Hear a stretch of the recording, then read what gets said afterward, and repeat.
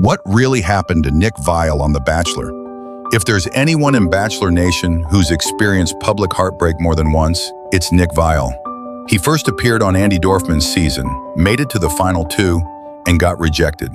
Came back on Caitlin Bristow's season, final two, rejected again. 2 heartbreaks, 2 public rejections, in front of millions of viewers. Nick became known as the guy who kept almost finding love and never quite getting there. Some thought he was manipulative, too strategic. Others saw a man who was vulnerable, raw, and unafraid to be the bad guy if it meant being real. Then came Bachelor in Paradise, still no love. But then something surprising happened. Nick was chosen as the lead for The Bachelor season 21. This wasn't the naive first-time Bachelor. This was a man who had been hurt, humiliated, doubted, and still believed in love enough to try again. He chose Vanessa Grimaldi, strong, smart, and outspoken. They got engaged. Fans weren't convinced. And not long after, the relationship ended. But something had shifted. Nick didn't fade away after another failed engagement. Instead, he rebuilt himself on his own terms.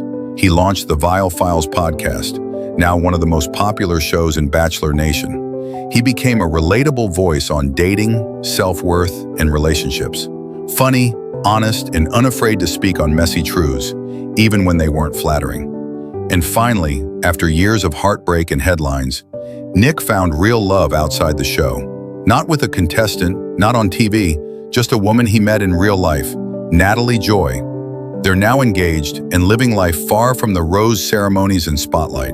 So what really happened to Nick Viall? He didn't get his fairy tale ending on reality TV. He got rejected, publicly, painfully, repeatedly.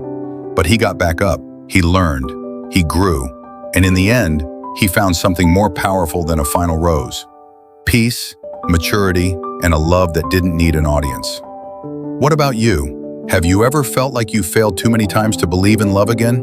Drop a comment. And if you're wondering whether it's worth trying one more time, remember, failure isn't about being rejected. Failure is giving up on yourself.